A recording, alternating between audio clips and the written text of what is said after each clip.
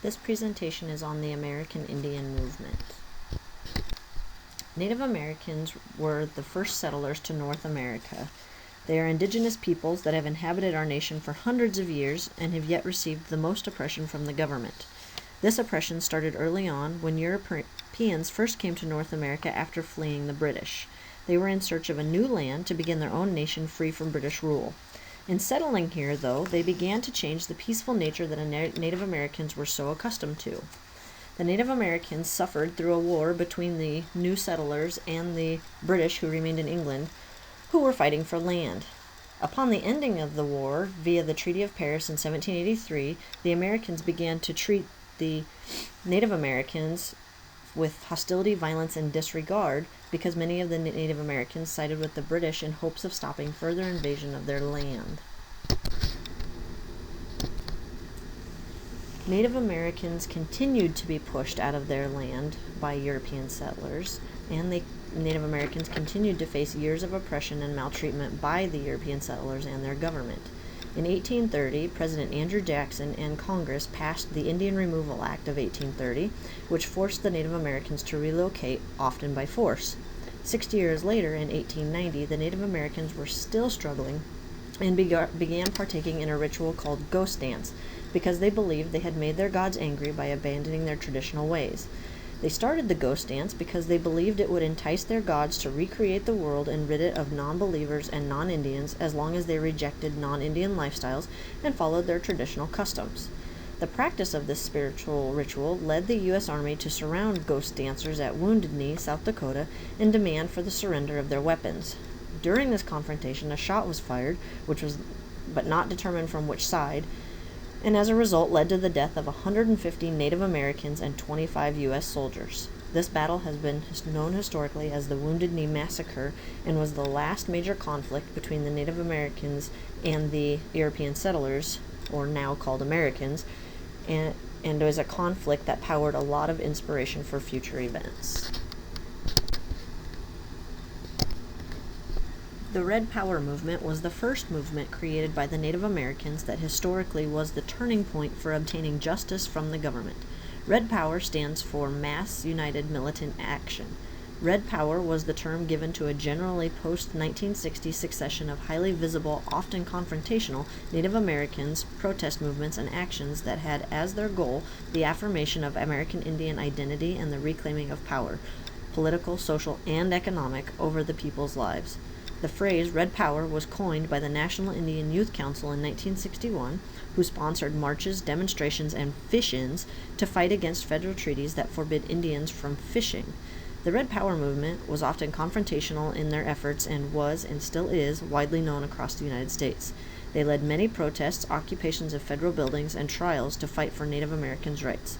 The most important aspect of the Red Power movement was the birth of the American Indian movement. In Minneapolis, Minnesota in 1968, the Chippewa American Indians developed the American Indian Movement, also known as AIM. AIM was created in response to police maltreatment, racism, and poverty. The goal of the movement was to improve overall quality of schools and living conditions, as well as improve projections for jobs. The American Indian Movement was soon comprised of hundreds of Native Americans, and their efforts were quickly noticed by the government and people of the United States. AIM initially directed the majority of their focus on protecting Indians from civil rights cruelties, but after an experience at Alcatraz, which will be talked about momentarily, AIM began to become more of a protest organization and began to embellish their initiatives and take a different route in reaching their needs. Of the major events in American Indian movement history, the three most important would be the happenings at Alcatraz, the Trail of Broken Treaties, and the siege at Wounded Knee. Russell Means was a leader within the American Indian movement and was very influential in his time spent with the organization. The following quote describes his perspective of the Alcatraz takeover. Before AIM, the American Indian movement, Indians were dispirited, defeated, and culturally dissolving. People were ashamed to be Indian. You didn't see the young people wearing braids or chokers or ribbon shirts in those days. Hell, I didn't wear them. People didn't sundance, they didn't sweat, they were losing their languages. Then there was that spark at Alcatraz, and we took off. Man, we took a ride across this country.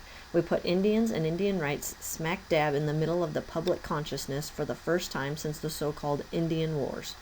AIM laid the groundwork for the next stage in regaining our sovereignty and self-determination as nation, and I'm proud to have been a part of that.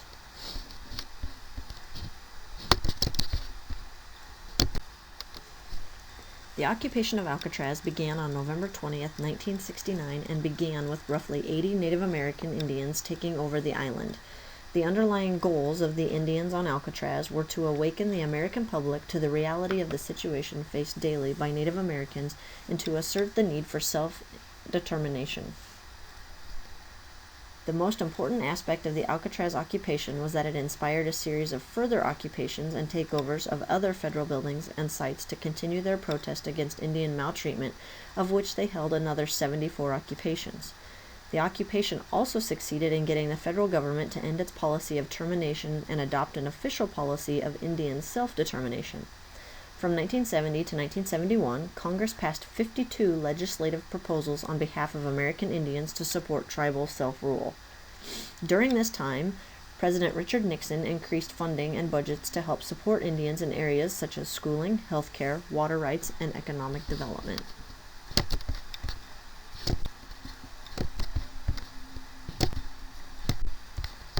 The Trail of Broken Treaties was the next changing event in AIM history. It took place in 1972 on the night before the presidential election. The goal was to have Indians from all over the United States participate in a march from the West Coast to Washington, D.C. to confront President Nixon with accumulated grievances that resulted from broken treaty agreements. In addition to this, AIM had come up with a 20-point proposal that was intended to reestablish the relationship between the United States and the Indians. Unfortunately, they did not receive the support they were promised by Interior Department officials, so they instead retaliated by taking over the building of the Bureau of Indian Affairs. The Native Americans took many confidential files regarding Indian affairs and caused $2.2 million worth of damage to the building. The president responded quickly by promising to respond to their requests within a month's time and provide thousands of dollars in transportation costs in return for ending the occupation of the building peacefully.